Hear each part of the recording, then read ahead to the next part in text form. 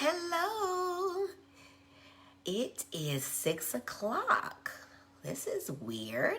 6 o'clock, and we are here for Focus on It Friday.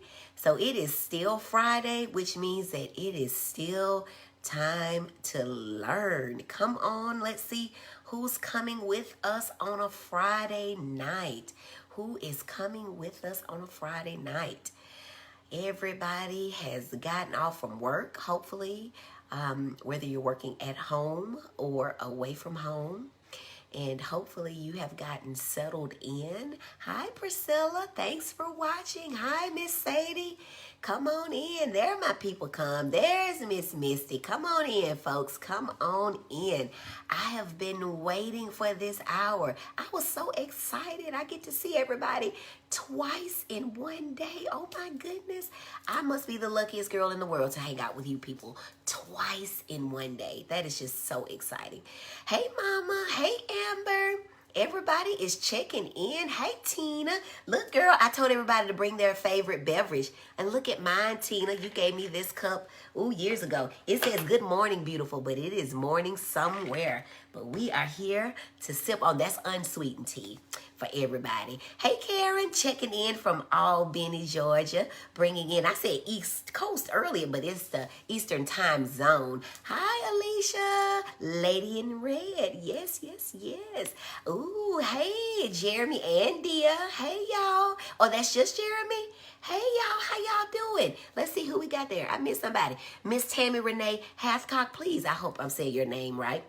Wardrobe change. Had to switch it up, cuz. There we go. Hey, pretty doctor, says Mama Diane. Looking beautiful. Listen, y'all, I've got all these clothes in my closet and I don't go anywhere anymore. So I get excited about coming to talk to y'all. So this is so much fun. Let's see. Is anybody else going to come on in and talk to us today? We are going. Dia's here. She's driving. Ah, yes. Dia needs to drive. We want her to do that. Y'all be careful, too. Y'all be careful.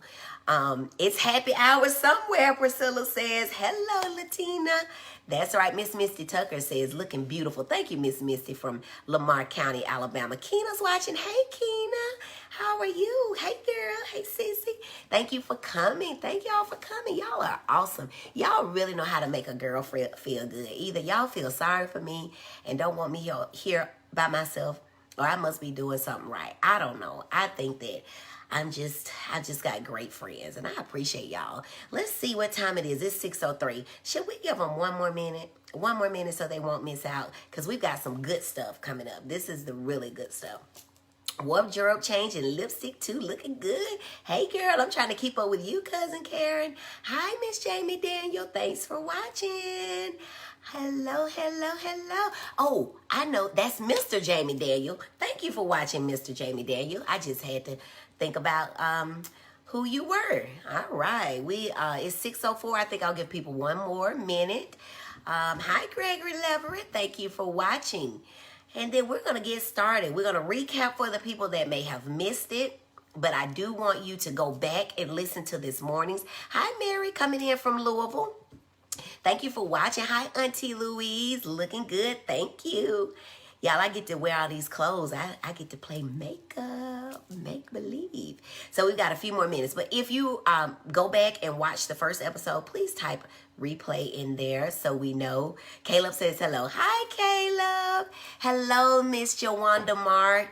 Thank you all for coming in. Let's see. Hey, cuz, says Gregory. All right. Hi, Kristen. Thank you for watching. We're getting people coming in after work. I love it. Ooh, this might be a good time. Let's see. Miss Burge, thank you for watching. No, that might be Mr. Burge. I'm sorry. Mr. or Miss Burge, I'm sorry. Thank you for watching, though. I can't tell if that Lewis is a maiden name or a middle name. But we appreciate you for joining us. All right, well, let's get started, guys. I am Dr. Brandy B., your triple-boarded child and adolescent psychiatrist. I help worried, overworked, overwhelmed mamas of children in general, whatever they are dealing with.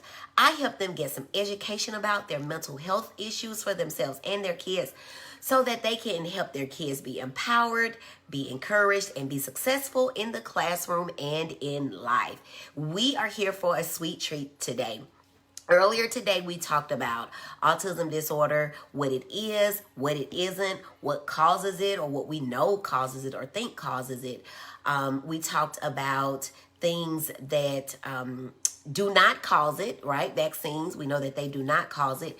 We also talked about, what else did we talk about? We talked about some statistics and how kids who are in families together can have it. And we talked about the first set of criteria, which dealt with social communication and social interaction. And we said that you have to have one in each of three categories. And that's going to deal with social emotional reciprocity, give and take. The other one is going to deal in nonverbal communication, which means, recognizing people's facial expressions and when they're, saying you're getting too close and acting accordingly with that. And then the third thing is going to be with establishing, maintaining, and understanding relationships. All right. Hello, Miss Andrea. My son is home. Oh, yay. I'm so happy. Oh, my goodness. That makes my heart smile. I'm so glad he's home. I was thinking about you after our last live. Oh, my goodness, y'all. That just makes me so happy. So we're just going to be lifting you up in prayer, Miss Andrea, that y'all are going to have a great weekend and everything is going to be good. We're so happy he's home. All right. So here we go. So the second set of criteria are going to deal with, remember there is that social piece, and then there is that repetitive piece. Repetitive, restrictive behaviors, interests, and activities. So let's dig into that. All right. So stereotyped movies, stereotypies we call them. And these are non-spontaneous movements, either in the way that the child moves their own body, moves the objects, or in the way that they speak. So let's go into it. Y'all don't have to cheat and look on my notes. So simple hand movements or body movements. Flapping, okay? Rocking, okay? Clapping. Really loud. Sometimes a loud scream. Hi, Waisha. Thanks for joining. Hi, Kayla. Let's see. Yes, God is so good. Nadia, thanks for watching. Okay, so rocking, clapping, flapping. All right, all of those can be what we call stereotyped movements, non-spontaneous, and they really don't serve much of a purpose except to soothe the child who has autism spectrum disorder. They move constantly. Sometimes parents will say they just walk in circles, okay? They walk in circles, or they can pace back and forth. Now, don't forget, we'll talk about it a little bit later, but they have ADHD, a great majority of them as well. Flipping objects, just flipping things. And it's just like they could do that for hours at a time. Hi, Miss Fosh, thanks for watching. They could do that for hours at a time. Clumsiness, atypical postures, walking on their toes, okay, as what we call a soft neurologic sign. Neurologic meaning the brain, and just a soft finding, which means that it's not really anything that tells us a whole lot, but we do notice that a lot of kids do that. Odd ways of moving and posturing, meaning that they put their bodies in positions that are just like, that's different. All right. And then they can do activities that can cause themselves self-harm. Head banging, hitting their heads on the walls, which some typical kids do as well as a way to rock them to get themselves to go to sleep. So don't be surprised if your kid is doing that. Remember, as we're talking, two things. This is for information purposes only. Even if you are my patient, and I do have patients watching, what I'm saying right here is just for information purposes only, okay? You need to get with me in the office if there is an issue or some concern that you have. And speaking of which, do not inbox me, patients, with your questions. Go to the office where you see me. All right. And then the other thing is that no individual symptom makes a diagnosis, period, no matter what we are. Chantree says, we got a tippy toer. Tip, tip, tip, tip, tip. Let's see who else we got. Aaliyah Curry, thanks for watching. Nikki Taylor Bobbitt, thank you for watching. Thank y'all so much for coming in and watching. All right. So the tiptoes, right? A lot of kids walk on their toes. Some kids have hamstring surgery to loosen them. No big deal. Just something that we find every once in a while, but not diagnostic, okay? Objects, spinning wheels, All right, so I'll ask parents all the time, does your kid watch the wheels? And they like to watch them. Another thing that can happen is they can watch things roll. Watching ceiling fans, watching boxed fans, those popcorn poppers that little kids have that pop, pop, pop, pop, pop. They'll get down and watch the wheels. It's about the repetitive motion of the thing that they like to watch. And they like taking things apart, okay? So if they're not spinning the wheels, they're actually taking these wheels off. Sometimes they'll try to put them back together, but it's really the taking things apart that is most exciting. So they like parts of wholes. They like parts of the whole. Okay, great example. In one of my offices, I have purple everywhere. Nobody had ever said it to me, but one day a girl walked in and she said, "Purple is your favorite color." And it is. It happens to be. But nobody had ever picked that up. But she was able to come in and say, "Woo, there's a lot of purple here. That's the one part of this whole office," because there's a whole bunch of stuff in my office. But she picked up that one thing. Another instance was child psychiatrist was under my name. And so when they brought me the plaque for my door, the first thing I always do is make sure that there's an I in Brandy, that there is a PH and not an F in Rudolph, and that there are 2 L's and no W in bowling. I know that's a lot to keep up with, but that's what I do. So I didn't look at child psychiatrist. Well, I met this child for the first time who had autism spectrum disorder, and the first thing she said was, "Psychiatrist is spelled wrong." People had been in and out of that office for 2 years with that plaque up there, but this child was the first one to notice it. So they notice very subtle details, and they'll point them out to you because it's like, you didn't know this, but let me tell you, all right? Speech. They have what we call echolalia. Echo, E-C-H-O, like repeat. Lalia, L-A-L-I-A, talk, okay? Let me see who we got to speak to. Miss Rosalind Short, thank you for joining. Latoya Johnson, thank you. T. Patrice, been missing you. Thank you for joining. All the way down there in Florida. Thank you so much. Thank y'all for coming in. So yeah, so they have echolalia. They are repeating what you say. It can be immediate or it can be delayed. So if, for example, you're talking to your mom and you said, "Mom, I think I'm going to go to the store." And you hear someone, "I think I'm going to go to the store, go to the store, go to the store." Or sometime later, "Go to the store, go to the store, go to the store," okay? We often talk about kids speaking in third person. So what they're doing is really, if you think about it, is a form of echolalia, because what you say to them is, "Do you want a cookie?" And so what they may say back to you randomly is, "You want a cookie?" But they're talking about themselves, and we call that third person, right? Third person, because there is me, you, we, all right? I think that's how that goes. Maybe that's not right. Where are my English people? I don't know. But it is third person speech, okay? And so what they're doing, like I said, is repeating what they've heard. "You want a cracker." Or they may say, "Brandy wants a cracker," instead of saying, "I want a cracker," okay? Hi, hey, Miss Mason. Oh, that's Colisha. Hey, Colisha. Hey, Miss Yolanda. Let's see who else we got. Hey, yeah, echolalia. Thank you, Chantrice, for subscribing for me. Echolalia. My mama got on to me, y'all. She said, "You using them big words." So I got to break it down for y'all. Dr. Brandy wants to make sure everybody understands. J2 wants a cracker. Yeah, look at that. Look at that. So see, y'all, I told y'all, I be trying to tell y'all good, correct information. Okay, that's what I'm trying to do over here at Dr. Brandy B. All right, let's see what else we got.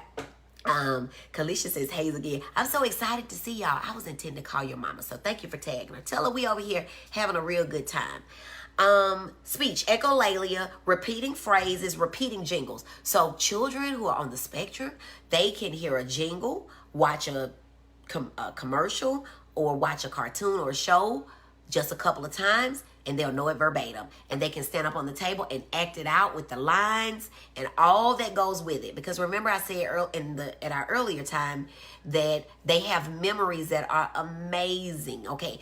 But a lot of times it's just concrete, remembering words and not really sometimes being able to apply it, just giving you back what you've said, okay?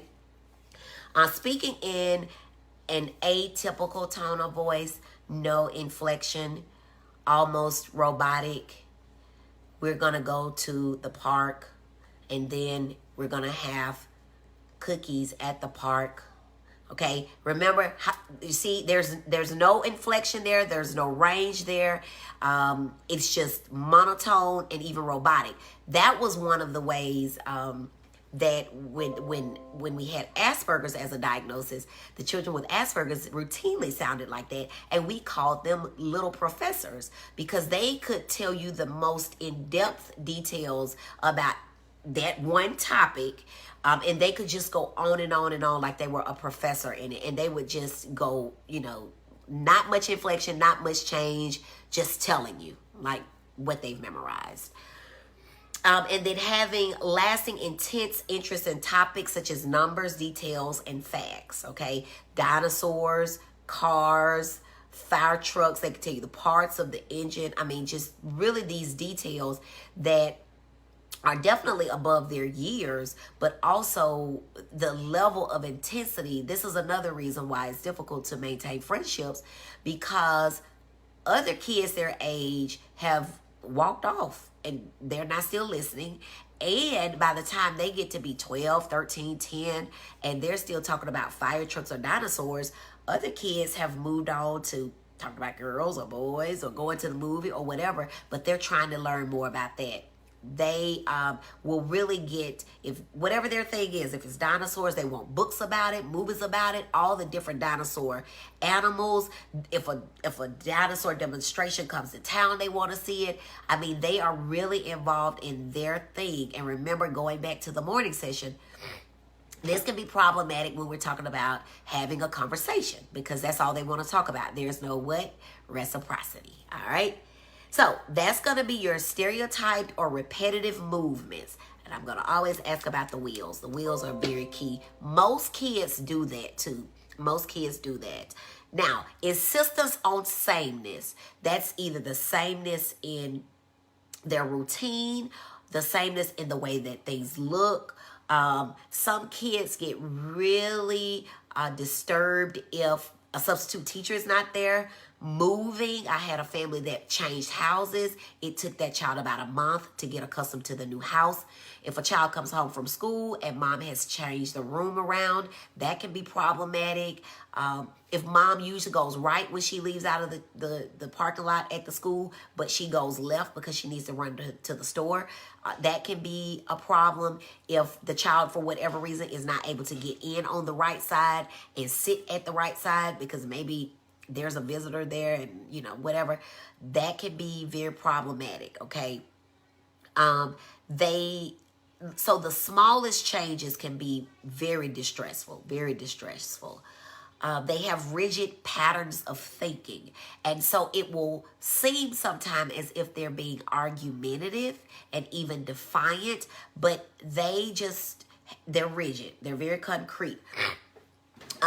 One example is that, for example, I had a child, the mom said, "You can be whatever you want to be, son. You can be president of the United States." And he just looked at her as, most of us would understand. Mom is just saying, the world is yours.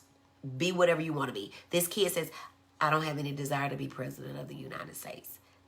And that was, for me, I had never thought about autism in that particular child. But when that child said that, I was like, that's too concrete. And I started asking the questions. And then I was there. "Hi, Miss Mason. Thanks for watching." So that was what did it for me. When that child said, "But I don't want to be president of the United States," with a very straight face, then I was like, okay, we need to ask more questions. Yes, Mary says transitions and schedule changes can be difficult for spectrum children. Thanks for sharing that, Mary. Let me plug on my phone here. I'm sorry, guys. There we go. Can't lose power because we got to get through this thing. Okay, let's see what else we got. Rigid with transitions and changes. Greeting rituals. Sometimes they know to say the same thing. And let me just remind you, hey, how you doing? Sounds like a question because your voice goes up at the end and there's a question mark at the end. So we all think we know that that's a question. But in reality, "Hey girl, how you doing?" is really a statement. What happens with children on the spectrum is that they may say, Well, I woke up this morning and the water couldn't get hot enough. And then I didn't have soap in the shower. So I had to get out. And by that time, the person is gone, right? That's what happens. And they then are like, oh, mama, that person is rude. They walked off from me, okay? Really, that person isn't rude. That person just understands that, hey, how you doing? Even though it's a question, it's really a statement, right? And we get that. And so what else do we say? Girl, we got to catch up, right? And we've been catching up for 15 years. And they would say, mama, that person lies. They don't ever keep their promise. They don't ever call me about lunch. Or what about, girl, I'm going to call you back.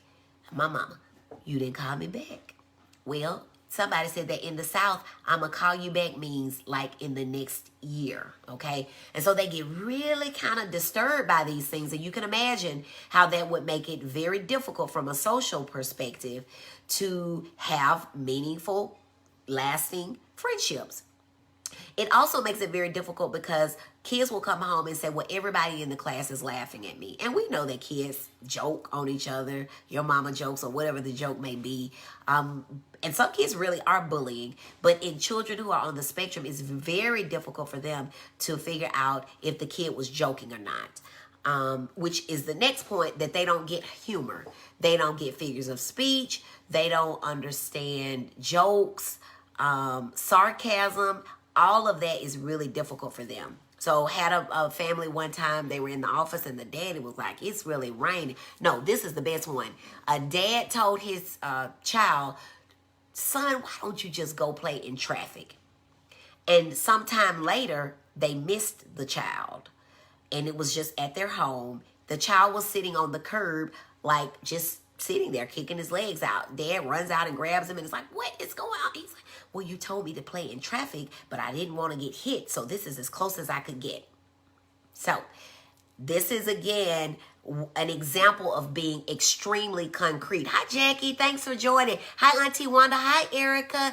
And Miss Mason says, hi, Dr. Brandy. So proud of you. Oh, thank you. Y'all, Miss Mason is my most favorite elementary teacher. I'm so glad that she is here. We have never lost contact, and she's been there all the way. So teachers rock, because you can't get teachers without doctors. So you can't get doctors without teachers. And so we love you, Miss Mason, and thank you for coming. Oh my goodness, not playing traffic. Yes, he told her, that baby dad, this was before they realized what was going on. And they are so literal. That is so correct, Chantrice. Another thing you may notice is that when you're in Walmart, now Walmart is my favorite place to shop and get all of my stuff. It's like my one-stop shop. That's my new place. If you know me, you know I like to shop, but I haven't been to the mall, so I go to Walmart. But in Walmart, they have these checkout lines, okay? There's like 10 or 15 items. Let's say with 15 items. And let's say before COVID, you were in there at 11 o'clock, and so no one else was in there. And you have 18 items, but you go to the 15-item line.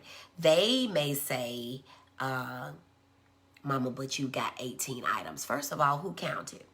And second of all, it's 11 o'clock at night. Nobody's in here but us. But they are really rigid like that and stick to rules. They make great, what used to be called teacher's pets, name takers when the teacher leave out. Because if the teacher says everybody stay in your class, in your seat, then that's what they expected. And they were going to write your name down. All right? So, very good. That's your insistence on sameness and flexibility to rules. Because what we understand as adults, okay, and typically developing people, is that 18 items at 11 o'clock at night when there is not a line. And even if there is a line, to be honest, if you got 18 items and it's a 15-item line, who gonna put you out the line for 3 items? But they don't look at the world like that. And so this is why it can be very difficult, okay? Now, highly restricted, fixated interests that are abnormal in intensity or in focus, all right? Had a patient once who was interested in the mail. She collected the family's mail, and she knew if a piece of it was missing. Had a little guy who collected keys, and so he looked like what most people would say he had a janitor's ring. It was that big, and he took it everywhere with him.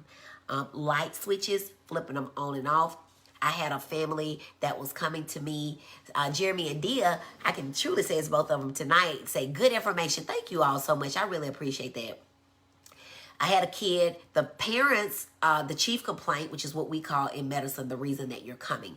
The chief complaint was OCD. And I get this kid in there and I'm like, okay, well, tell me about him. And the parents say he just flips the lid on the toilet up and down, all day, all night, up and down. He had broken several lids.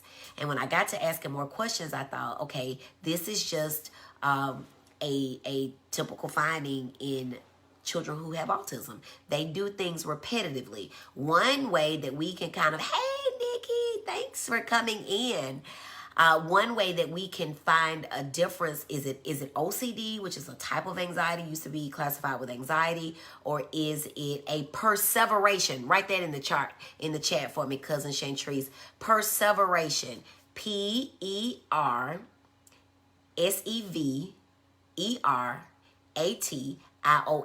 which means to do the same thing over and over and over. It could be a thought too, over and over and over. The difference though between OCD and the actions that people do there and a perseveration is that the perseveration brings joy. The people who have OCD, they are stressed out about their thing. Oh my God, if I can't flip this lid, I'm something bad is gonna happen, or I'm not gonna be, thank you, Chantrice, I'm not gonna be feeling right, okay? Something, I've got to get over there and do it. They're just over there flipping the lid, having a good time. He would be having a good time flipping the lid. And we finally had to get some contraption that would basically make the lid close softly so that they couldn't, so he couldn't tear it up. Hi, Sharita, thanks for watching. So, what else do they do? Narrow topics of interest, maps, license plates, those cards for sports people, I forget what they're called. Yes, OCD brings stress, perseveration brings joy. Thank you, cousin Chantrice. That is so true. And that's how you know the difference. Those kids are not stressed out. You are stressed out because you want to not replace any more toilet lids, but they're having a ball. This is refreshing for them. Spinning objects, that's why spinning wheels were a hit, not only for the kids with ADHD, but for the children with autism. And remember, it was about that wheel, all right? They got to just spin it. And you may notice that the kid who has autism is watching the wheel, all right? The kid who, and this may not necessarily be the case, but the kid who has ADHD, he's just spinning. He's spinning, and he's still talking. He might have a pencil in his mouth that he's chewing, okay? So those are some differences there. Fascination with moving pieces, I just did that. Fascination with parts of toys, so they're taking them apart. And so they don't understand the purpose of the toy. They look at not the whole, but the part. Mama says, good information. Thank y'all so much. Thank y'all so much. Only eating a few foods, right? Having a really restricted diet. Chicken fingers. And somebody told me yesterday, he likes chicken fingers, but he takes off the hard part, so he just goes for the meat because textures can be a problem. Textures. And so that is going to take care of the highly restricted part. All right. Now, hyper, which is too much, or hypo, which is too little, reactivity to sensory input. Hyper or hypo, reactivity to sensory input or unusual interest in sensory aspects of the environment. Now, just be real quiet. Be quiet. Now, at my house, I hear my computer. In some rooms, they're halogen lights. They make a zzz. And most times it's background noise. I don't even pay any attention. But imagine if every day of your life, all of that sound like a rock band in your ear. That's living with autism. So you can understand why in the cafeteria, it's too much. So a lot of times kids either end up sitting with the teachers who have autism, or they have to eat lunch in their classroom. The loud noise causes kids with autism to do this. Sirens passing, motorcycles passing, toilets flushing. If you're in a public restroom and all of them are flushing at the same time, going to the movies, fireworks. So you see kids with mufflers on their ears, right? And they make them look pretty cool now. And so you don't know if they're listening to music or if it's a child on the spectrum who just needs to have the environment to calm down. All right? That's sound. The other thing that can happen, like I said, bright lights. Some of them have what we call photosensitivity. Photo meaning what you see. Sensitivity meaning things are amplified, okay? They have indifference to touch and pain, some of them. Fall, bust their head open. You're standing there in fear. You think they're not going to make it. And they jump up and they walk away on their tiptoes looking cute. And you're like, oh my God, what just happened? Why the blood is still dripping and they're running away. Okay, so high pain tolerance. You got to make them sit down so you can dress the thing because it's dripping in blood and they don't really care. But remember that they may not want you to touch them. So be very cautious about touching them. Let them initiate it, okay? They, again, with textures, they like soft things. So a family was telling me this week that going to kindergarten was very difficult because their kid would like to go up and just touch. If he saw a fabric that he thought might be soft, he would touch it. Sometimes they want to smell things, and so they'll just get right up on you or whatever item and smell it. And then some kids even have to taste. So you'll see them licking their hands. They'll lick their hands and they'll lick other things in their environment. That is how they process what it is, okay? And so you have to really be careful with them and teach them about, again, giving people their box. That's what I call it, my box. This is my box. Anywhere my hands can go is my box. And if you come inside of there, you need to ask my permission or be pretty certain that I'm okay with you being inside of my box because I may back up if you get too close to me, right? Or if you tickle me, I might do worse. I don't like being tickled, okay? This is something that almost universally I found when I ask families. Tags and shirts. Tags and shirts. Seams in socks. Elastic in waist. Tags gotta come out. So if I ask parents, they're like, yeah, I have to buy the tagless type, which I didn't even know was a thing, but most companies now sell a tagless undershirt. Jeans are very difficult. They don't like the stiffness. And so they won't want to wear them. Khakis, don't want to wear them. They want this dry fit stuff that a lot of your athletic companies make. They really like that. And seamless socks. I mean, some of them, they will spend 20 minutes if you'll let them getting the socks lined up just right or tying their shoes just right or getting the height of the socks even and just right. So you can see how this can, again, how can this impact life in a great way, in a great way. Let's see what we got. Nicole says, I need to follow up with you on this. Girl, follow up. You know how to call me. You know me as Brandy. And speaking of which, y'all, over here, I'm Dr. Brandy. Because Brandy doesn't know all this stuff. Dr. Brandy does. Okay? I just wanted to tell y'all that. Brandy likes to hang out with her family and her friends. And some of y'all know both. But some of y'all just know Dr. Brandy. And I want to make sure that everybody's okay with that. Arthur Toole says, does that go away? Hey, Arthur, thank you for joining. That's my classmate. Does that go away with age, smelling and touching people without parental intervention? It may not. Most parents are going to intervene, though, and get them into some therapy. And again, just repeatedly say to them, that's not okay. People don't like that. You need to ask people's permission. I don't see a lot of kids who actually lick, and so that probably is not that very common, but certainly you can work with the child to tell them about what is appropriate. And thanks for that question. Chantrice says, will they all of a sudden change and won't like tags? We're fine with clothes tags, but tags on toys got to go immediately. Typically, again, with therapy, a lot of things can change, but you just got to kind of let them do their thing. Let them do their thing. And so if the tags got to come off the toys, you got to go and just take them off. Yep, you got to go and take them off. And we'll talk about that in therapy, but that's one of the biggest things is therapy has now shifted from making the kid normal, whatever normal is. And you probably, that's the first time you've heard me talk about normal, because I talk about what's typical, what we typically see, neurotypical. Because normal is a spectrum itself, right?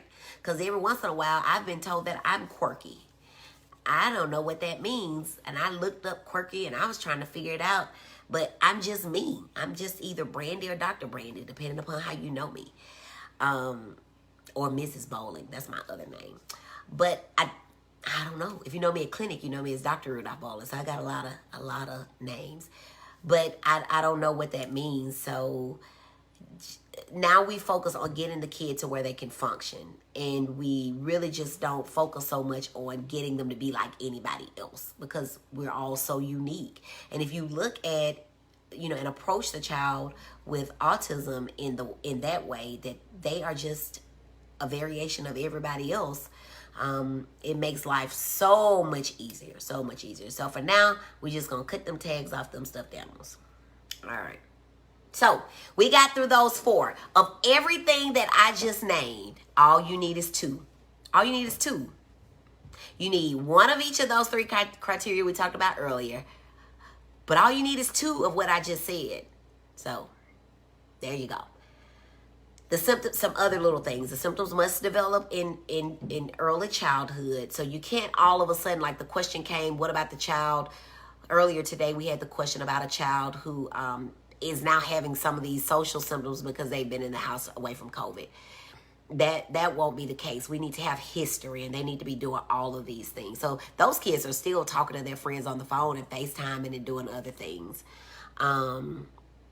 Let's see. Arthur Toole says, can you help virtually? I have more questions. We're in Maryland, and I am working on my Maryland license. So I will be able to help quite a few people in quite a few states coming up. But for now, I'm just in Alabama license. And I actually have Tennessee license as well. I got my license there to help out my friend over in Chattanooga with some COVID relief and storm relief.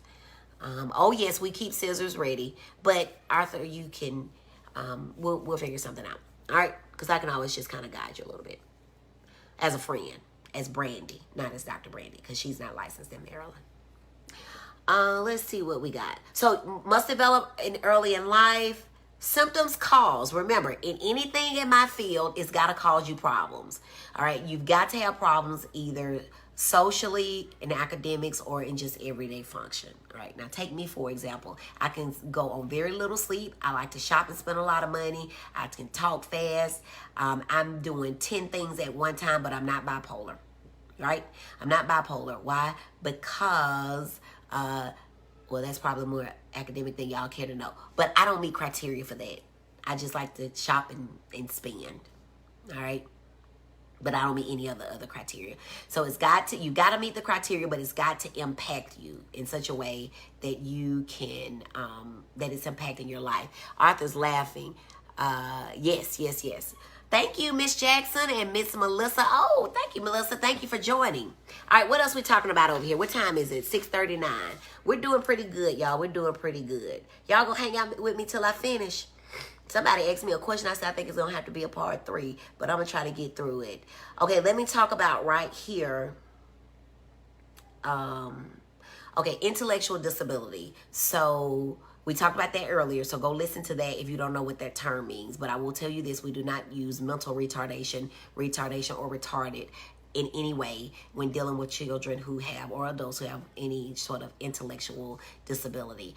I want to let you know, though, that you can have autism and an intellectual disability, but before we say that you have autism, we have to make sure that the social behaviors or deficits and the repetitive things that you're doing are based on your level of intellect. Okay, so if your IQ is low and you are doing things that are appropriate for someone with that IQ, then we may not necessarily say that you have autism. You're just behaving at in a way that is appropriate for your level of intellect, okay? Now, let's talk about this real quick. The question came up about sensory processing disorder. Okay, so we know now, we have very clear understanding of what autism is. It's social communication, social interaction, and then these repetitive things, whether you're talking, moving your body, really restricted in the way that you play, the things that you talk about, keeping a schedule, and then this texture stuff, okay, the neural piece, the neurologic piece. Sensory processing disorder is where you have just the sensory piece. Forget everything else I said, and all you have is the sensory piece. Your speech is typical. You interact with people in a typical fashion. You have the nonverbal cues. You can pick up on that. You're not spinning your body or spinning other objects. You are not inflexible to rules and to routine. You just are really super sensitive to touch, and you don't like textures, and you want your tags cut out and all of that.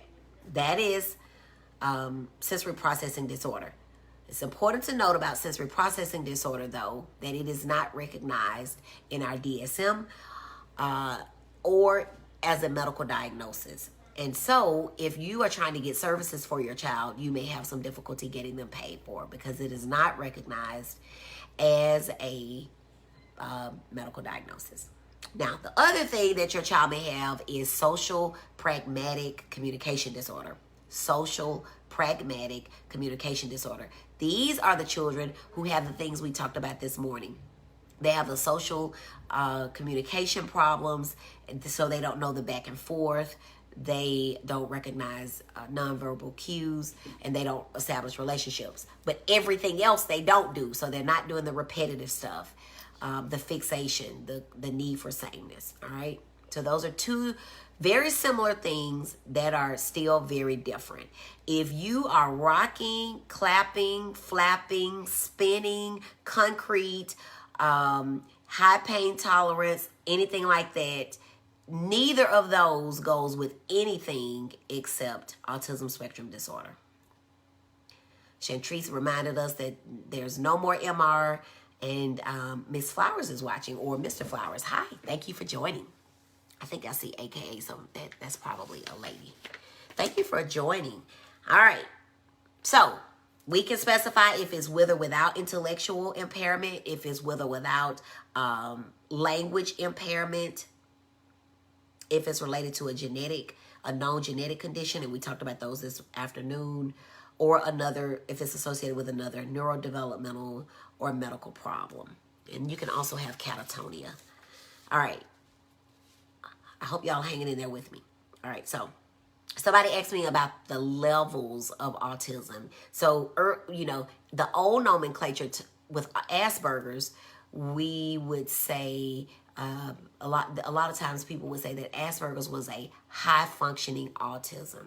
And I just want you to understand that diagnostically, there are no high-functioning, low-functioning, mid-functioning. Those are lay people's terms. But what we talk about in the field is level 1, 2, 3. Thank you for letting me know. Y'all ain't saying nothing tonight. Mrs. says, my son to a T. Y'all ain't saying that. Let me know you still out there. Y'all hanging on? Y'all need to get a sip. Everybody take a sip. Let's take a sip. That was good for me. You were supposed to bring your favorite beverage if you remember from earlier. I needed that sip. Okay, here we go. So no high functioning, low functioning, mid functioning, levels 1, 2, and 3. The higher the level, the higher the needs, and the higher the services, the more services you will need. Okay. Cecilia, hey there, girl. She says we're here. All right, girl. All right. Cecilia been rolling with me since day one. I got my faithful followers. Here we go. We're hanging in here. Miss Fosh says very informative. I'm so appreciative. Chantrice says she's taking notes, girl. Come on. Take your notes, girl, and then come on back and watch it again. And type replay every time you do it. Bring it up to the top so other people can see it. Great information, says Auntie Patrice.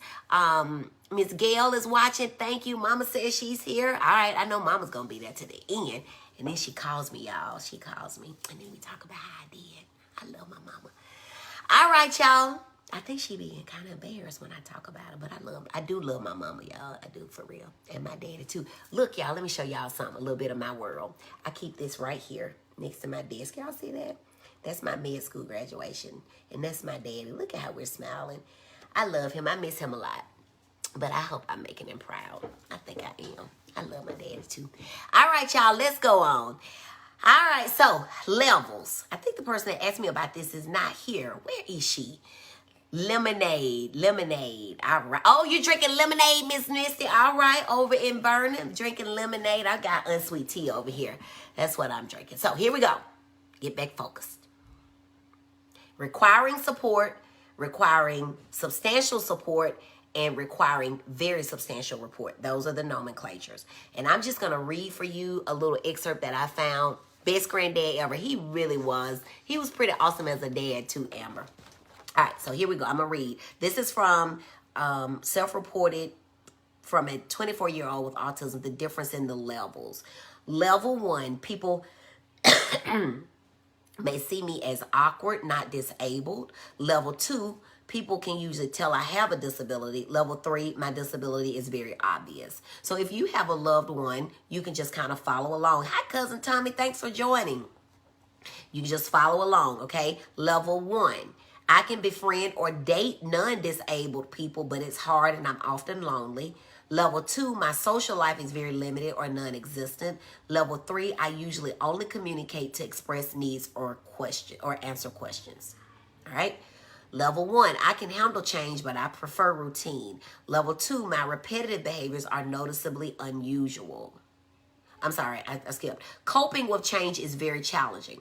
Now, level 3, change and transitions can be unbearably difficult. And that is often the source of a lot of tantrums is change in the school, leaving from the bus to coming inside, going from class to class, or at home. Parents think that the kid is being defiant and not wanting to stop playing because it's time to go to bed. But really, it's more about the change, not what they're changing to. Hi, Jennifer Kilby. Thanks for watching. Hi, Allie. Thanks for coming back. All right. Level 1, my fidgeting is seen as quirky or annoying. Level 2, my repetitive behaviors are noticeably unusual. Level 3, my intense repetitive behavior is calming and important to me. Level 1, people may think my developmental delays are signs of laziness or insecurity. Level 2, I have significant developmental delays and will meet milestones late. And level 3, I have large developmental delays and may not meet every milestone. See, those are very different. All right. And then please know that for level 1, social interactions are challenging. Please be understanding and offer help. I struggle more than I let on. Meeting others' expectations is exhausting. Please be patient. And I deserve respect and support. That's level 1. Level 2, I may seem inattentive, but I hear and understand you. Routines and repetitive behavior help me feel safe. I need a lot of help coping with stress, and I deserve respect and support. That's level 2. Notice how they both deserve respect and support. And level 3, I may seem unresponsive, but I hear and I understand you. Routines and repetitive behaviors help me feel safe, and I need help with communication skills. And I deserve respect and support. So sometimes the levels aren't clear cut. Your child may cross levels and may be between a 1 and a 2. And sometimes we'll write 1 to 2, 2 to 3, instead of just saying all 3, because it may be across several of them that your child may fall. All right, y'all still here with me? Let me see what time it is. I ain't gonna keep y'all here all night, but I do want to get through a little bit more. Okay, so that's gonna take care of that. All right, now, when should you see your doctor? All right. If your child is not making some facial expressions by the age of 6 months, if they're not having some facial expressions by the age of 6 months, that's concerning. If they are not matching the facial expression that you're giving back, you smile, they smile, you do this and they do that. You know, babies do that. It's really cute. They aren't doing that by 9 months, that's concerning. If they aren't cooing and babbling by 12 months, that's concerning. If they are not gesturing, like pointing or waving by 14 months, that's concerning. If they are not saying a single word, one word, by 16 months, that's concerning. If they are not exercising imaginative play by 18 months, that's concerning. And if at any point they regress, meaning they go back, they lose skills that they had before, that's concerning. A little pointer about losing skills. It is typical and expected that kids will lose skills as there are drastic changes in life. Having a baby is one of the most common things that a kid will lose a skill. But if your kid just seems to, out of the blue, start regressing and start losing skills, that is concerning, and you need to bring that to your pediatrician's attention. Jeremy and Dia said, never heard it explained in levels. Makes perfect sense. So the levels thing is something that came out with, getting rid of the pervasive developmental disorder and going more towards the autism. But that is exactly how it is explained. All right. There are some other physical findings that I have just noticed in doing this over several years. The toe walking is one. Deep set eyes, dark under here, like really, really, really dark. A lot of these I tend to see more in white kids than I do in black because they're of the lighter skin color. They'll have these pretty blue eyes and blonde hair. Now, of course, this is not diagnostic, but this is just something I've noticed when kids tend to not look like other people in their house. That is just something that I've noticed as different. Certainly not enough to say that this is what this means. If a child is staring off into a corner or up into the wall, and it's like this deep stare, and I call their name and they calmly come back down to me and they continue to look at me with that same way, that's a pretty intense look that I have not seen in many other diagnoses. Bright red lips, again, in white kids, really ruby red bright lips without lipstick, obviously. I see that. All right, let's see what else we got. Stemming, some terms you may hear. Stemming is the repetitive stuff, head banging, the biting, the flapping. I had a kid who liked to just take Walmart bags, and he would just swing them. And one day, and the people in his Walmart would give them to him. They knew the family. They would just, give him bags because he would take strips of it and swing it. Well, one day they ran out of bags. I don't know. And they gave him a Dollar General bag. And y'all know that the Dollar General bags, the yellow, they are not the same thickness. And he was not having it.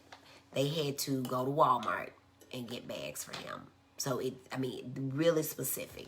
These are smart kids too, y'all. Let's see what we got. Okay, we're level 1 over here. Chantrese says, Alicia says, I have a toe walker. Misty says, yes, it does. Level 3. Chantrese says, stemming, repetitive behaviors. Jackie Clark, thank you for watching. Thank y'all for talking to me. It's good to be spoken to. Meltdowns. Remember, these meltdowns are going to... Imagine that you lived in a world and the rules were always changing. You're playing a game, but the rules are changing. People are asking you questions like, hey, how you doing? But then they walk off before or look disinterested before you get a chance to complete your answer. That's very frustrating. They're going to tantrum. Or if they can't verbalize at all, like my 19-month-old. She has a few words, but she doesn't have a lot. And so she's giving me that phone and she wants me to find bubble guppies and I'm putting it on Masha the bear. It's going to be a problem. So imagine now you've got somebody with size on them because kids can still be nonverbal even as they age. And remember, only 40% are nonverbal, right? So most kids are talking. But they still may not be effective at communicating. And so that's going to be a problem. When you're changing, it's going to be a problem. When they don't understand the rules the same way. You told them you were going to go to the park, but tomorrow comes and it's a downpour. That could be a problem. And so we have to prepare as much as possible for change as we can, knowing that sometimes change comes, like your teacher may get sick. I have teachers who work with families to say, look, I'm not going to be there tomorrow. Tell the child so they can prepare for it. And they talk about there's going to be somebody else there tomorrow. But sometimes you wake up sick and you don't have time to prepare the child. A lot of my patients, more than anybody, because everybody's talking about the kids with ADHD and COVID and how they went to school on a Friday and said bye and didn't go back for 6 months. it's not, and what I'm finding is not my ADHD children that are struggling. It's my children with autism who had a really tough time because they knew that 5 days we went to school, then 2 days we didn't, and 5 days school and 2 days we didn't. Well, 2 days came, and then we were talking about 2 weeks, and then we were talking about a month, and it turned into 6 months. They really struggled with that. All right. How do symptoms change over time? I think that question came. It depends on therapy. It depends on the child. There's so many variables, but I do want you to understand that if you're a parent of a child with autism, then it is really something that you need to prepare for them to have some symptoms to some degree for the rest of their life. Okay. And how much help and for how long will just depend on, honestly, intellect. Remember, we talked about that. And it's also going to depend on when you start to get them therapy. So being in denial is not good for the child, more so in this instance than even with ADHD. And I know it's hard for y'all to believe who follow me and talk about as I talk about ADHD, because I really want to get those babies treated because of the risk of them dropping out of school, because of the risk of them, getting into drugs, all those sorts of things. But for the child with autism, if you have high hopes for them, then what you need to do is go ahead and get them into speech therapy. People who can speak in general tend to do better. And communicating doesn't necessarily have to be verbalized. There's sign language, there's all sorts of things. But if you're like me, you can't teach that at home. You need some help. But you can only get help when you can tell yourself that this is happening. This is real in my life. And it's okay. It's okay. Some strengths about children with autism is that they can learn things in detail and follow them to the letter, right? So they have done well, with football, because you just tell them, tackle. Just tackle. They may not be good as a quarterback because there's a lot of reasoning back there. We were supposed to do this and run left and go forward, but oops, there's 2 men on my man. I can't do that. But if you tell them, hit number 30, they're going to hit number 30. Okay, every single time. Knock him, lay him flat out. Okay, they're going to be able to remember music and be really what people call savants because they can remember the music, play it beautifully. So remember we talked about autistic, not artistic, but sometimes children with autism can be great artists as well. All right. They can remember info for long periods. They have strong visual and auditory abilities to learn, and they excel in math, science, music, and art. And of course, we're talking about children who are intellectually typical to be able to do those things. Somebody asked earlier about the diagnosis. So the diagnosis is a team approach. It's not a one-stop shop, and it's always ongoing. There's several people. Let me see before I go into that. Missy Tucker said, that's my child. He's not good with change. Chantrice says, yes, we struggled because we learned the days of the week right before the pandemic. He then wondered why it kept being Saturday and Sunday with no school. Oh, my goodness. Skylar is watching. Hi, Skylar. And she said, yes, Chantrice, I didn't even think about how much unpredictable variation goes into sports. It's a lot of variation, And so if you are a rule follower, if you're the person who notices 18 items instead of 15, that can be very difficult for you. The other thing is that kids foul. Things happen in sports. You foul, you go out of bounds, and they have a hard time with understanding, why did somebody foul me? How did this happen? Could picking skin come with autism? It could. It could, because it could be something that's repetitive, right? So just repetitive and soothing even. Tawana Brown, thank you for watching. Thank you for watching. Come on in, take a seat. We're getting over into diagnosis now. So remember, it's a team effort. Teamwork makes the dream work, especially when we're talking about diagnosing autism spectrum disorders. You're going to have your child psychologist potentially, and they could do standardized testing. Standardized testing is gold standard for any mental health disorder. So I'm pretty good at diagnosing it.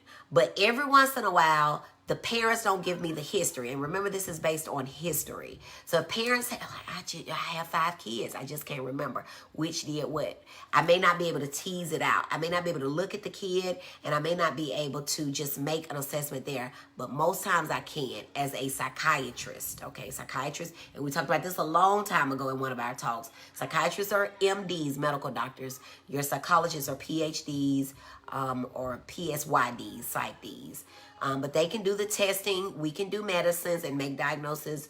Speech language pathologists, you want to get them involved as soon as possible so that they can assess where the kid is as far as their speech, whether they have none or whether words just don't sound right. And then they can work with them on a plan to get them up to speed. And speech language pathologists do some pretty amazing work, y'all. I have seen it. It is pretty awesome. I think they might be magicians and I don't know it yet. Developmental pediatricians are very good at being the first people to kind of assess it, catch it, and then work from a developmental standpoint with therapies, kind of orchestrating that to make sure that those things stay on track. Pediatric neurologists, because, and we'll talk about it in just a bit, a great deal of kids can have seizures.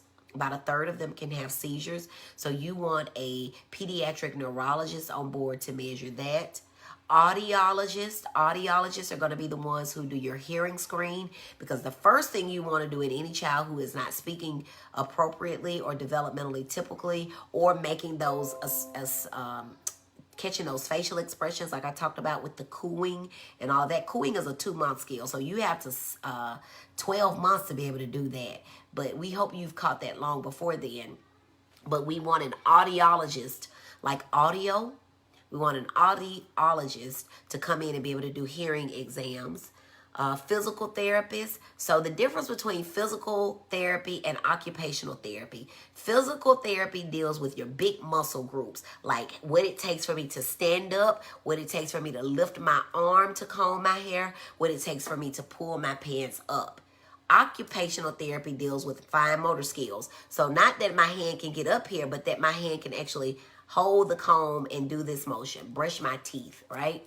Because my arm getting up is physical therapy. Brushing my teeth is occupational. Buttoning, zipping, opening bottles, opening doorknobs, opening cans, tying shoelaces, handwriting. All of that can be occupational therapy. All right. And so that takes care of physical and occupational therapy. A lot of kids have problems more so with occupational types of issues than they do with physical. Usually their gross motor skills develop quite nicely, but the occupational stuff, tying shoes, can be a really, really, really troublesome thing. And then special education teachers, and we've talked about this in the past. Nobody ever wants their kids to be in special education classes, but really, if that's where your kid needs to be with an IEP or 504 so that they can get what they need, that's what you need to do. If you're in Alabama, there's this book here called Special Education in Alabama, A Right, Not a Privilege, and it's put out by ADAP, Alabama Disabilities Advocacy Program. They're an amazing resource. It breaks down all the things to do with special education, like 504 plans, IEPs, what's the difference, what makes a kid qualify, and all of that kind of stuff. One day I'll have my husband comes on and he does education law. And so we can have a session and break that down if that's something that interests you all. But it is very important when we're talking about prognosis that if your kid needs special education, that they get it. And just so you know, special education can mean, this is typical. Special education is here. I function above everybody else, and special education is also here. Special education also may mean that I'm left-handed and I can only sit at a left-handed desk. You need a special plan for that, unless your school is just nice and gets it, all right? Let me see what time it is, 7:04, okay. Diagnosis, that was diagnosis, but I got, let's see. What about aggression such as hitting and pushing? These are going to be seen a lot in the level 3 kids usually. Anybody can do it, but you're going to see that in the level 3 kids. And again, it's going to be about not understanding the environment, not understanding what's going on. Somebody got too close to them. A new, if they're in a residential facility, a new worker came and didn't understand. You just let him do his thing. Don't bother him, or you tell him, or this is the way that you touch him. And so that's usually where the aggression comes in. It's going to be with unknowns, uncertainties, and changes, because even a new person is a change. We don't think about it as such. But typically, and again, it's just about the environment, just not understanding what's going on, trying to process all these things that are going on. And so that can be the case. That can be the case. And Chantry says that's a good question. Physical therapy deals with large muscle groups. Occupational therapists work with fine motor skills. Is that book available for us or just for medical professionals? No, go to their website. Go to ADAP's website. They're based in Tuscaloosa, and they're a fabulous group. ADAP, ADAP, just Google them and look them up. I got that at a conference that I attended where they were presenting. But they will do everything from talk you through what needs to happen, all the way up to sometimes, and I don't know, it's probably not happening now for sure, but they would come to some meetings if parents were having a hard time. Schools don't want ADAP coming. So if you mention ADAP, they're probably going to give, for the most part, what needs to happen. So work with your school. Let me just say this. Work with your school first. ADAP gives you a good basis. That information is readily available there. But before you call in ADAP, I would make sure that I have tried to work with my school first, right? Because that's like bringing in mom and daddy for a sibling fight. So work with your school on that. But if you need them, I had a kid that was 6 and the school told mama he couldn't come to school until he was potty trained. Well, this kid, we didn't see potty training anywhere in sight. And I was like, mama, you need to call these people. And that kid had an IEP and was in school. I saw him on Wednesday. He was in school Monday with an IEP written. Okay. But don't tell nobody I told y'all that. All right.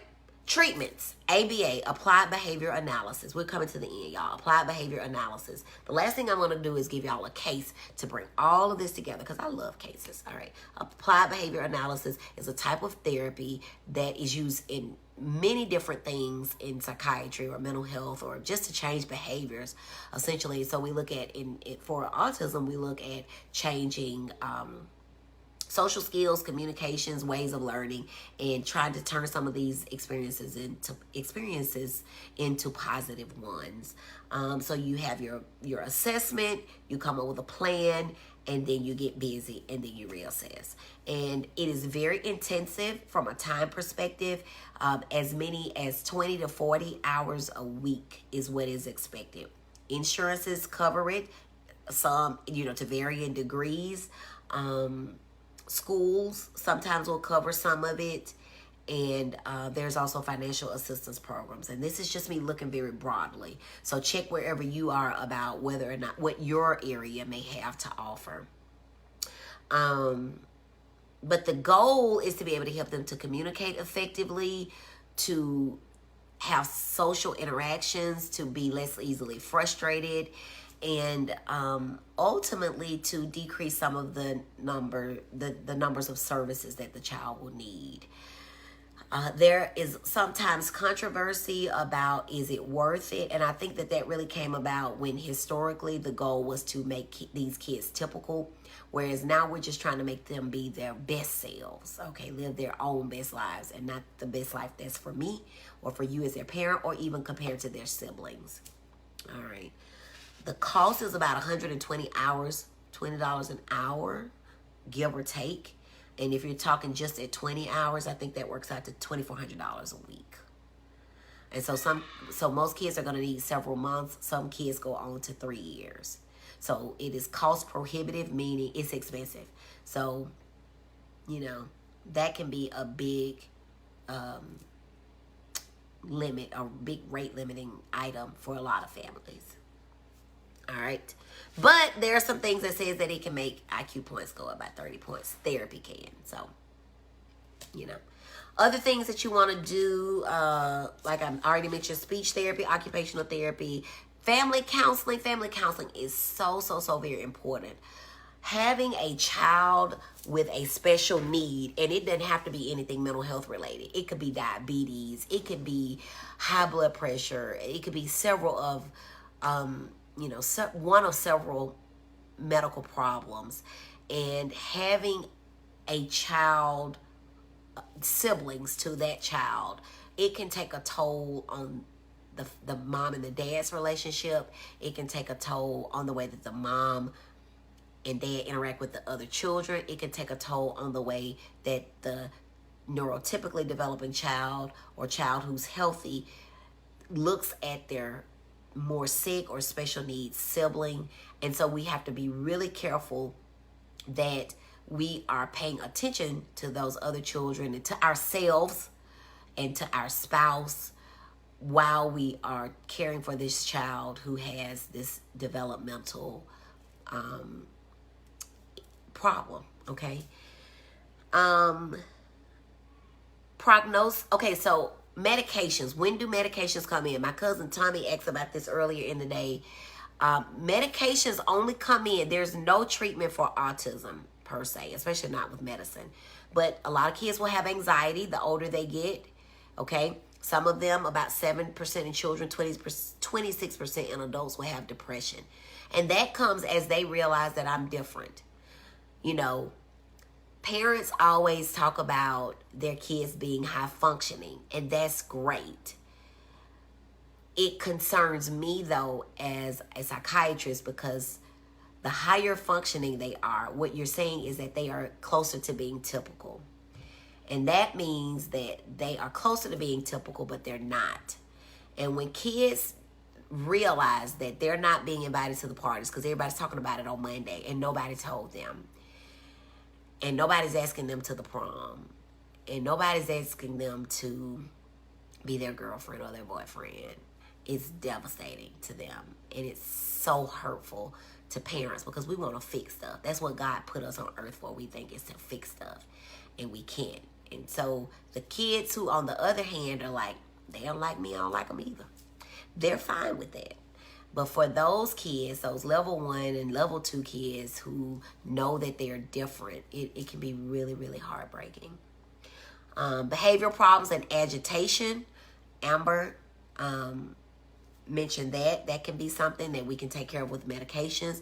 OCD can be real. And so we have to look at that. 30 to 60% of children with autism spectrum disorders have ADHD. All right, so we need to treat that so that they can stay in school, right? Seizures, I talked about a third. GI problems are 8 times more likely in kids with autism spectrum disorders. And remember, I said that it was a neurodevelopmental problem. They have a lot of constipation, And then schizophrenia in about 4 to 35%. Parents always are concerned about their kids hearing voices. And so sometimes it's your own internal thoughts. Sometimes it goes on to be schizophrenia in this population. And just to let you know, in the general population, 1.1% is how often we see schizophrenia. So to know that it is 4 to 35% in autism means that it is a significant amount greater. Sleep problems, you know, they're having those too. Prognosis, there's no cure. It's probably closely related to IQ, and in large part, your IQ is just what you're born with. We really don't have a whole lot of exercises to increase that. Level 3 patients may never live independently. And so when parents come to me and they say, but you don't know, doctor. And you know what I tell them? I don't know. And I don't ever profess to know, because I'm not God. And I serve a mighty God, right? And he can do whatever he wants to when he gets ready. But what we need to do until such time as he gets ready to change it is that we need to make sure that we're preparing. Just like I prepare with my husband for what's going to happen with my kids after I die, because I'm going to die before them. That's usually how that works.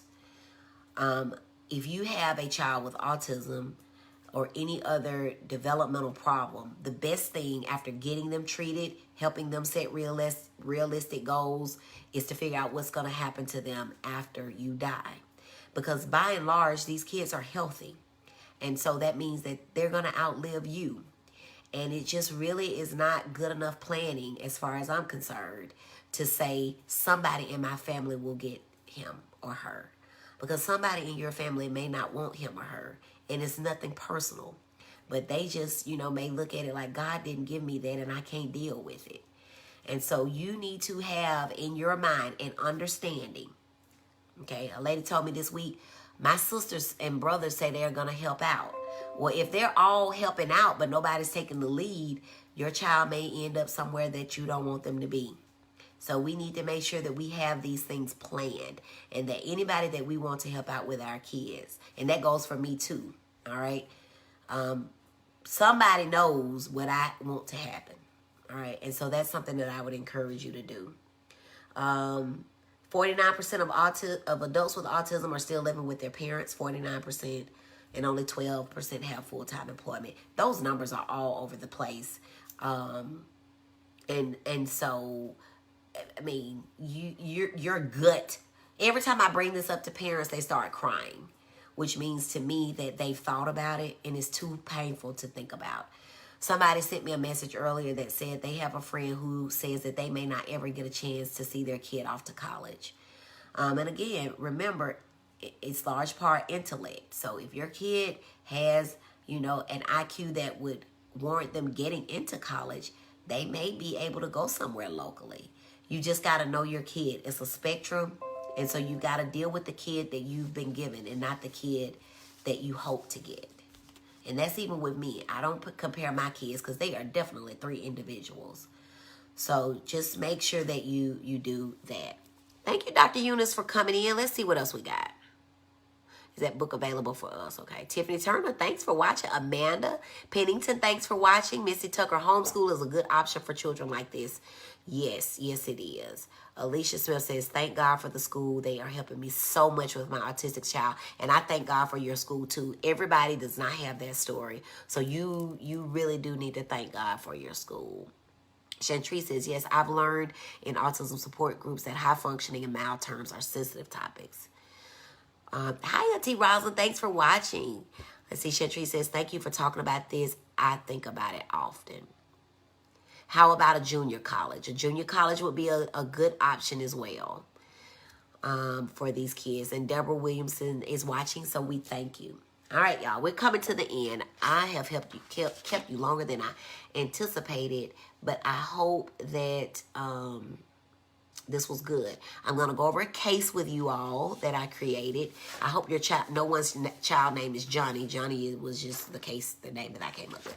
But I'm going to let you know. So if you're thinking, well, I don't know how this sounds in real life, I'm going to show you. I'm going to go over a case about how this may walk into my office and what parents may say to me. Johnny is a 5-year-old male. He lives with his mom, dad, 10-year-old sister. And what I want y'all to do in your mind, on your paper, whatever, just think about what I'm saying and what we've gone over in the last now almost 2.5 hours it will be. And think about Johnny, what I've said, and things that are pertinent. And then we'll go over that. And then I'm going to let y'all go enjoy your Fridays and your beverages. All right. Johnny is a 5-year-old male. He lives with his mom, dad, 10-year-old sister, and 2-year-old brother. He was born at term, so he was full term, and there were no complications with mom's pregnancy or delivery. He met all developmental milestones at the appropriate times. However, just after 18-month vaccines, his speech seemed to regress.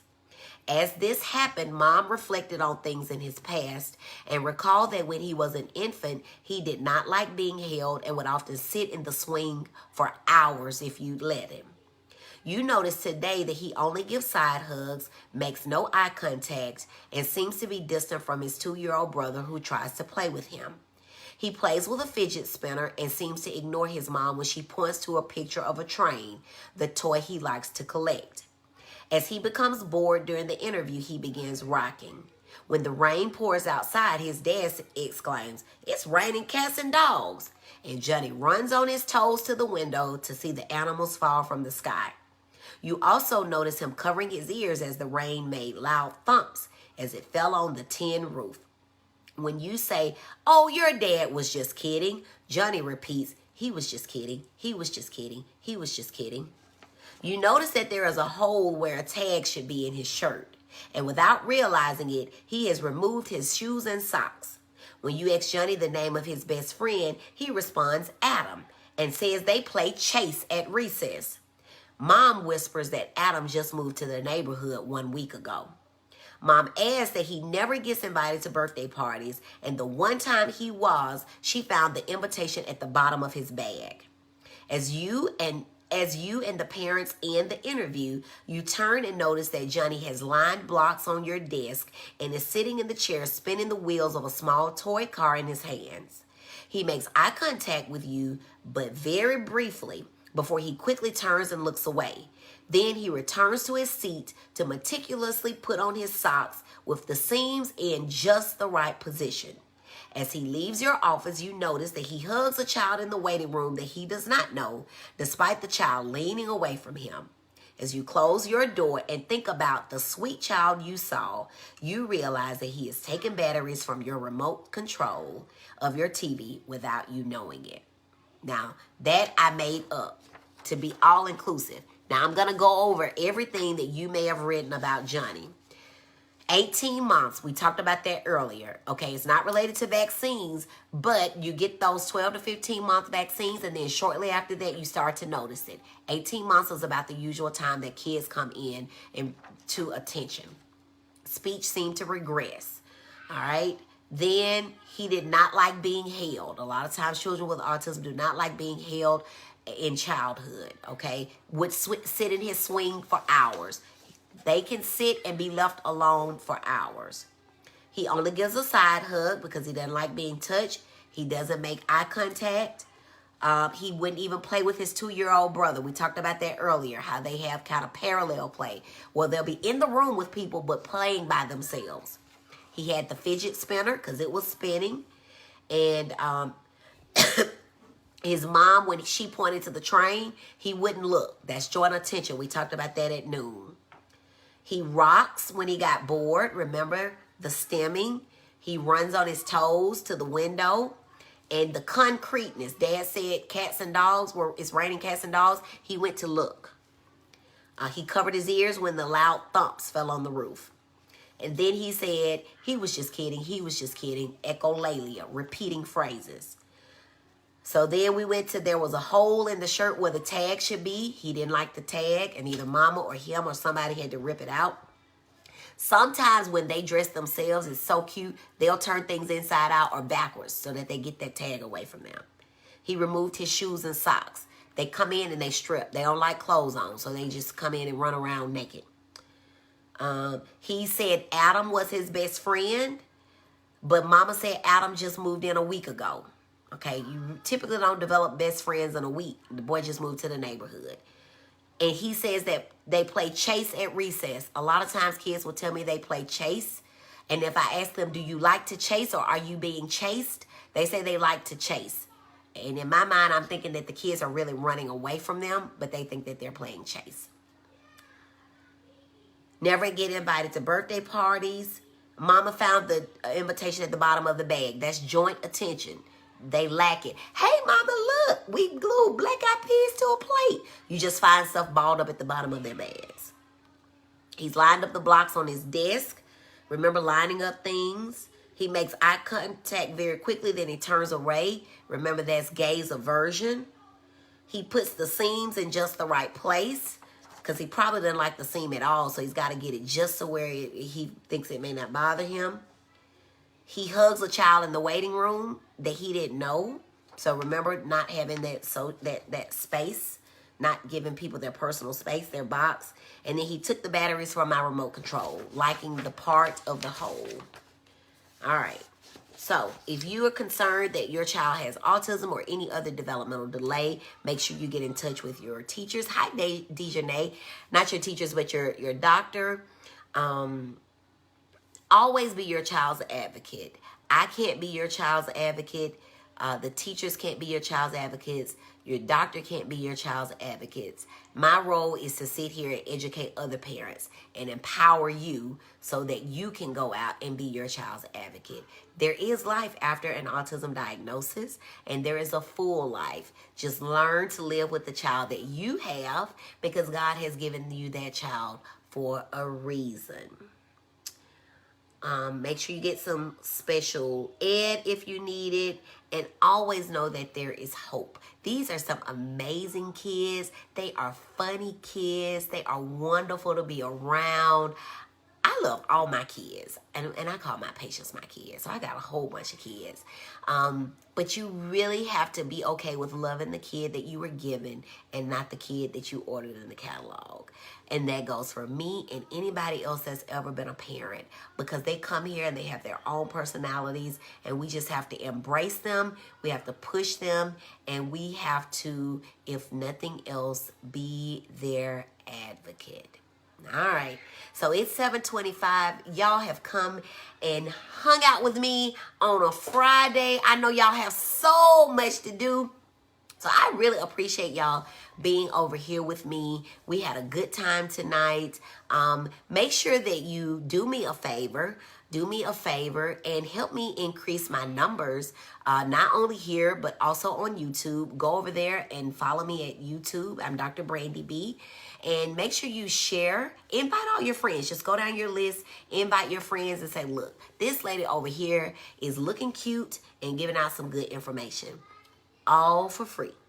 And so I want you to invite your friends. Just go down your friend list. If you have a special friend that you know needs this information, just shoot them an inbox and say, look at this lady. I think you may be dealing with some of this, and just listen to her. She can help you. Yeah, so that's it. My mom says children are a gift from God, and they really are. And we've just got to nurture them, help them, love them, and be their advocate. Be their advocate. Make sure that they know that they are special, because we all are. And take care of yourselves. Take care of your spouse. This is a long road, so don't bust out the gates wide open. Pace yourself, because you're going to be their parent until you die. And you may end up helping them until you die. And that's what we sign up to do as parents, right? That's what we, no matter what. My mama still helps me in one way or another, but that's what parenting is. My mama says so very good and informative, and I appreciate y'all. Missy Tucker says, thank you so much. Jeremy and Dia say, yes, they truly are a gift from God. Latina says, great learning session, good information. I thank y'all for being here. I really, really do. If you have any other questions, go ahead. My auntie Wanda says, enjoy so much coming out of Cleveland. Thank you all so much. Y'all are an hour ahead up there, and I appreciate y'all being with me. I really do. If you have any questions real quick, just drop them in there. I understand that we're gonna have camping time here. Nadia says this was good. Got to ask you some other questions, and I think you're in my state, girl, so Dr. Brandy B can talk to you, but I know you from church from way back when. Remember, I'm only licensed in Alabama, okay, and Tennessee. I need to check on that Tennessee. But I am coming to a state near you soon, so be on the lookout for that. Dr. Brandy is trying to go. I'm trying to get the entire world, and I like giving you raw information that's just relatable. I hope I do that to y'all. If I use a big word, y'all better put it in the chat. Dr. Brandy B, we don't know what that means. So I can break it down for you, because that's what I'm over here trying to do. I got 2 minutes. So if you got a question, Auntie Louise says, thank you so much. Good information. Thank you, Auntie Louise. Like I said, we got tent time over here. Thanks. I missed some, but I'll go back and get it. Go back and get it. Yes, y'all, please go back and listen. Please, if you do me a favor, share the video. Invite your friends. Have them type replay if they're listening. We're trying to get my numbers up. Yeah, I want to get my numbers up. Dr. Brandy wants to take this message everywhere. We got 2 more minutes. Any other questions? Did y'all have some good stuff that y'all were sipping on tonight? Unsweet tea, lemonade, somebody said. Nothing. Air. Waiting on Dr. Brandy to end so y'all can go to sleep. All right. Well, I appreciate you all. I'm Dr. Brandy B. I am your triple boarded child and adolescent psychiatrist through my Facebook Lives. Mama says coffee. That's y'all. My mama loves coffee. If you want to know how to get to her heart, it's coffee. But we shop too. We got to get back to shopping when this COVID is over. I help worried, overworked. Let's see. Mary said, you have said it all. So reaffirming and so informative. Thank you for these. Oh, Mary, you're going to make me cry. Y'all, Mary and I, oh my goodness. We go way back, y'all. We were at Vanderbilt. Oh my goodness. And she was across the hall from me. We would open up our door and sing to each other. And I love Mary, and I thank you, Mary. Mary calls me from time to time, and I thank you, Mary, for just talking to me and trusting me, and you've helped me, right? Because when I finished residency in 2011, and the experiences that I have learned now, you know, it's come from so many good friends reaching out to me and trusting me to give them some advice. So either I told them good stuff, or they just had a nerve to tell me that was wrong. So I don't know. Have a good weekend, Doc. Hello, goodbye. Such a sweet relationship. Yeah, Mary's a sweetheart. I love Mary. I love all my classmates, y'all.